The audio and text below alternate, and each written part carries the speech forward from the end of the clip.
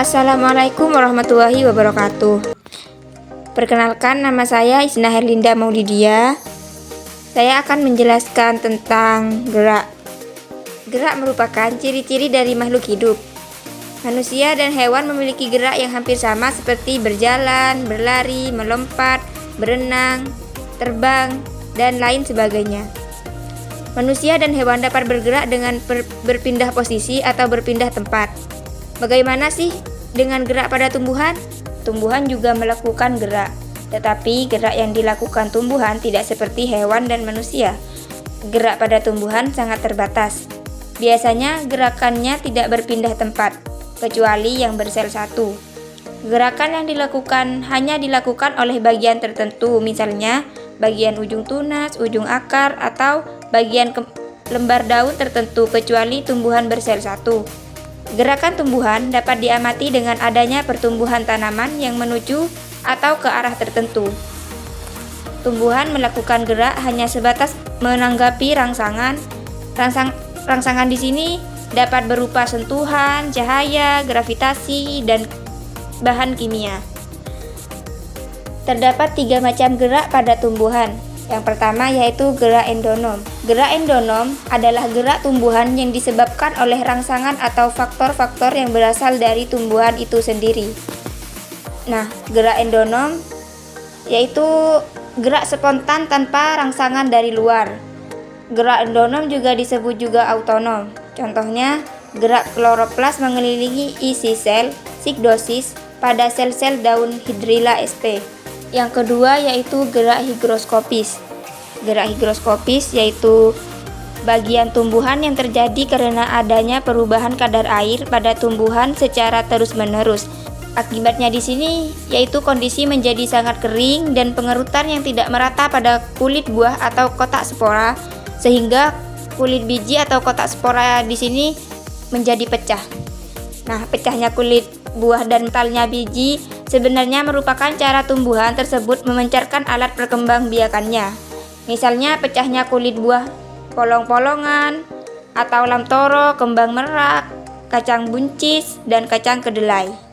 Selanjutnya yaitu gerak etionom. Gerak etionom merupakan reaksi gerak tumbuhan yang disebabkan oleh adanya rangsangan dari luar tubuh tumbuhan. Nah, gerak etionom di sini juga disebut dengan gerak esonom. Nah, berdasarkan arah respon, gerak etionom di sini dibedakan menjadi 3 macam, yaitu gerak tropisme, yang kedua gerak nasti, dan yang ketiga gerak taksis. Halo, perkenalkan nama saya Dina Nabahatus Salamah. NIM 221010800010. Di sini saya sebagai presenter kedua akan menjelaskan tentang gerak tropisme. Apa sih itu tropisme? Gerak tropisme adalah gerak bagian tumbuhan yang arah gerakannya dipengaruhi oleh arah datangnya rangsangan dari luar tubuh tumbuhan. Tropisme berasal dari bahasa Yunani yaitu trop yang berarti membelok. Gerak tropisme sendiri dibagi menjadi 2, yaitu gerak trofi positif dan gerak trofi negatif. Apa sih itu trofi positif dan apa sih itu trofi negatif? Trofi positif adalah gerak tumbuhan mendekati rangsangan, sedangkan trofi negatif adalah gerak tumbuhan menjauhi rangsangan. Berdasarkan arah rangsangannya, gerak tropisme dibagi menjadi 7, yaitu yang pertama fototropisme, yang kedua geotropisme, yang ketiga hidrotropisme, yang keempat kemotropisme, yang kelima tikmotropisme, yang keenam termotropisme, dan yang ketujuh psikotropisme. Yang pertama adalah gerak fototropisme. Gerak fototropisme adalah gerak tropisme yang disebabkan oleh rangsangan berupa cahaya. Kan fototropisme, foto yang berarti cahaya. Contoh gerak fototropisme adalah pertumbuhan tanaman tunas biji-bijian. Dapat ditemukan pada pertumbuhan koleoptil rumput menuju arah datangnya cahaya koleoptil adalah daun pertama yang tumbuh dari tanaman monokotil, yakni tanaman yang berguna untuk melindungi lembaga yang baru tumbuh. Fototropisme berkaitan erat dengan zat tumbuh yang terdapat pada ujung tumbuhan yang disebut auksin. Pada sisi batang yang terkena cahaya, zat tumbuh lebih sedikit daripada sisi batang yang tidak terkena cahaya. Akibatnya, sisi batang yang terkena cahaya mengalami pertumbuhan lebih lambat daripada sisi batang yang tidak terkena cahaya, sehingga batang membelok ke arah cahaya. Jadi, gerak fototropisme di sini adalah gerak yang disebabkan oleh rangsangan cahaya. Jadi, gerakannya akan membelok menuju arah cahaya. Kedua, gerak geotropisme. Apa sih gerak geotropisme itu? Gerak geotropisme adalah gerak tropisme yang disebabkan oleh rangsangan gaya gravitasi bumi. Geotropisme disebut juga dengan gravitoprisme. Geotropisme positif jika gerak responnya menuju ke inti bumi searah dengan gravitasi atau menuju ke bawah, misalnya gerak pertumbuhan akar.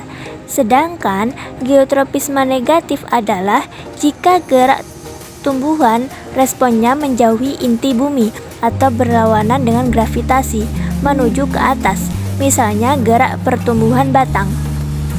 Jadi, gerak geotropisme positif ini diibaratkan seperti gerakannya akar menuju ke arah pusat bumi.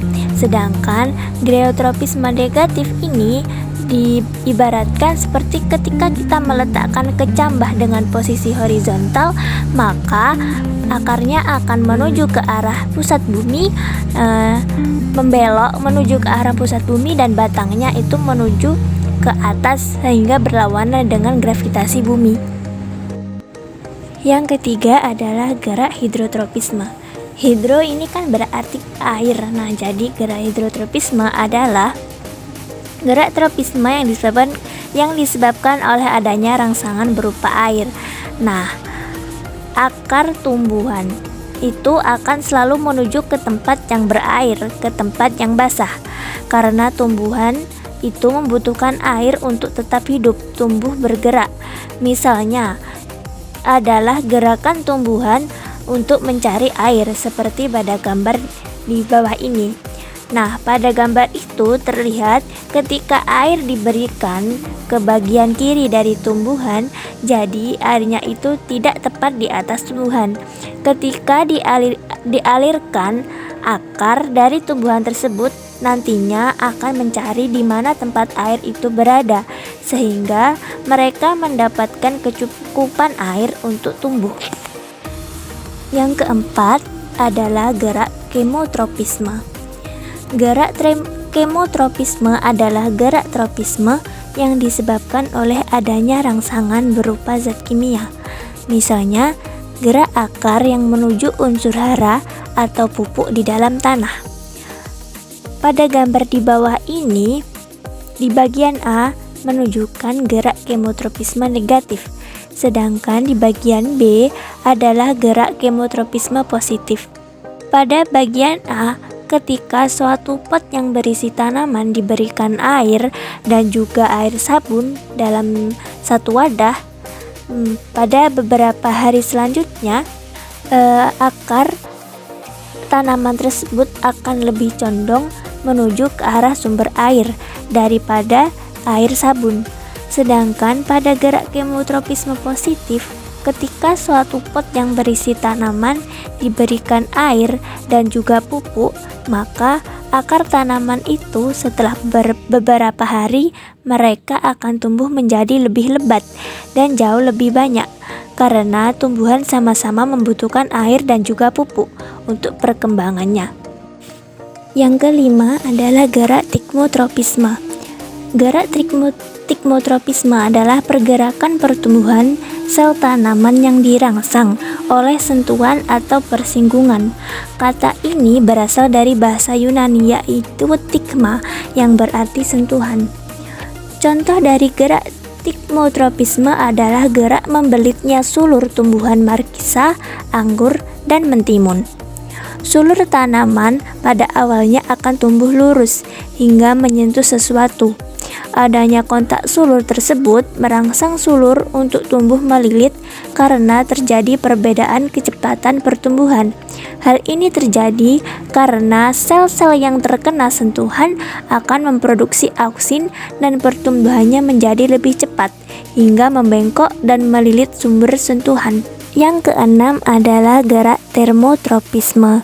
Termo sendiri berarti panas. Jadi, gerak termotropisme adalah gerak tumbuhan yang dipengaruhi oleh panas. Rangsangan berupa panas ataupun perubahan panas salah satu contoh termotropisme adalah pertumbuhan daun dari tanaman azalea. Daun dari tumbuhan azalea nantinya ketika suhu lingkungannya dingin atau mencapai minus 1 derajat Celcius akan menjadi keriting dan merunduk ke bawah. Hal ini digunakan tumbuhan azalea sebagai salah satu cara untuk menghindari kekeringan daun pada saat musim dingin dan mencegah pembukaan dari stomata daun. Yang terakhir atau yang ketujuh adalah gerak skototropisme. Gerak skototropisme berasal dari bahasa Yunani yaitu skotos, yang berarti kegelapan atau kekelaman. Jadi, gerak skototropisme adalah pergerakan pertumbuhan menuju ke arah kegelapan. Nah, skototropisme adalah cara kecambah tanaman rambat yang tumbuh di tanah untuk menemukan tanaman inang. Misalnya, contoh dari gerak skototropisme adalah tanaman Epipremnum giganteum. Nah, tapi bukan berarti tanaman Epipremnum giganteum ini takut terhadap cahaya ya. Tanaman itu semuanya selalu membutuhkan cahaya untuk melakukan fotosintesis. Tapi untuk tanaman ini berbeda karena ketika dia fase kecambah, fase kecil, dia memiliki orientasi gerak yang berbeda. Dia akan menjauhi cahaya dan menuju ke arah gelap untuk menemukan tanaman inangnya. Namun, ketika tanaman ini sudah tumbuh dewasa, membentuk daun, dan menemukan inangnya, tanaman ini akan berfotosintesis secara sempurna, seperti pada tanaman umumnya. Oke, baik. Selanjutnya saya akan menjelaskan mengenai gerak nasti. Jadi, gerak nasti adalah gerak yang tidak dipengaruhi oleh arah datangnya rangsangan. Gerak nasti disebut juga dengan gerak etionom. Gerak etionom itu sendiri merupakan gerak tumbuhan yang disebabkan oleh adanya rangsangan dari luar tubuh tumbuhan. Begitupun dengan gerak nasti, rangsangan yang datang itu berasal dari lingkungan di sekitar tumbuhan tersebut. Ditinjau dari sumber rangsangannya, gerak nasti dibedakan menjadi 6. Yang pertama ada fotonasti, kemudian ada niktinasti, dilanjutkan dengan tigmonasti, termonasti, hiptonasti, dan nasti kompleks. Gerak yang pertama dari gerak nasti, yaitu gerak fotonasti. Di sini kan sudah jelas kalau foto sama dengan cahaya. Jadi gerak fotonasti adalah gerak nasti pada tumbuhan yang disebabkan oleh rangsangan cahaya. Contohnya seperti bunga pukul 9 yang mekar sekitar pukul 9. Dan contoh lain ada bunga pukul 4 yang akan mekar pada sore hari dan akan menutup pada esok paginya. Selanjutnya ada gerak yang kedua, yaitu gerak niktinasti. Gerak niktinasti ini dipengaruhi oleh rangsangan berupa suasana gelap. Gerak niktinasti ini disebut dengan gerak tidur karena daun-daun itu akan menutup pada malam hari karena adanya perubahan tekanan turgor di dalam persendian daun. Contoh dari gerak niktinasti ini adalah gerak tidur daun pohon turi di malam hari yang mengatupkan daunnya saat hari mulai gelap. Tanaman kembang turi yang daunnya membuka lebar sepanjang hari kemudian akan menutup pada malam harinya. Gerak yang ketiga ada gerak tigmonasti atau bisa disebut dengan seismonasti. Gerak tikmonasti adalah gerak nasti yang disebabkan oleh rangsangan mekanis berupa sentuhan atau tekanan. Nah, untuk contohnya pasti kita sudah tidak asingkan dengan putri malu yang ketika kita sentuh maka akan menutup. Gerak selanjutnya yaitu ada gerak termonasti. Gerak termonasti adalah gerak nasti yang disebabkan oleh rangsangan suhu. Misalnya, mekarnya bunga tulip pada saat suhu udaranya naik dan akan menutup jika suhunya turun. Termonasti terkadang disebut juga fotonasti karena disebabkan oleh perubahan suhu oleh intensitas cahaya yang mengenai tumbuhan. Cahaya mengakibatkan peningkatan suhu, sehingga penggunaan air dalam tubuh meningkat dan menurunkan tekanan turgor. Untuk selanjutnya ada gerak haptonasti. Gerak haptonasti ini hampir sama dengan gerak tikmonasti. Namun bedanya kalau gerak haptonasti ini disebabkan oleh sentuhan dari serangga atau insekta.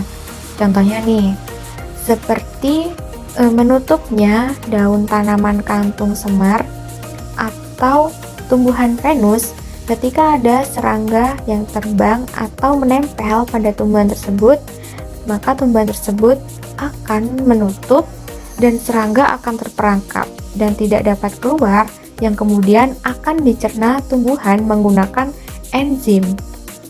Nah, yang terakhir dari gerak nasti ada gerak nasti kompleks. Gerak nasti kompleks adalah gerak nasti yang disebabkan oleh beberapa faktor sekaligus.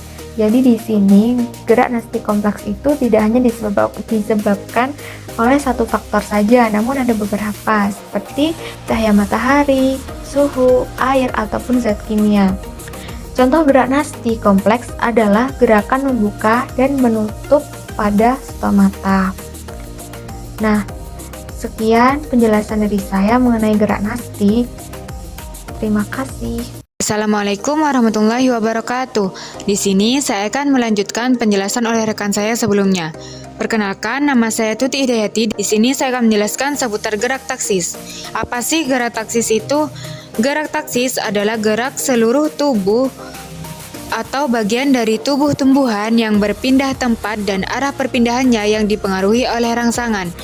Gerakan yang arahnya mendekati sumber rangsangan disebut dengan taksis positif, sedangkan gerakan yang menjauhi sumber rangsangan disebut dengan taksis negatif. Macam-macam gerak taksis ditinjau dari sumber rangsangannya dibagi menjadi dua, yaitu fototaksis dan kemotaksis.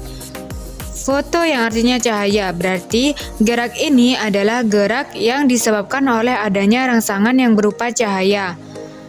Arah pergerakan juga ditentukan dengan arah datangnya cahaya.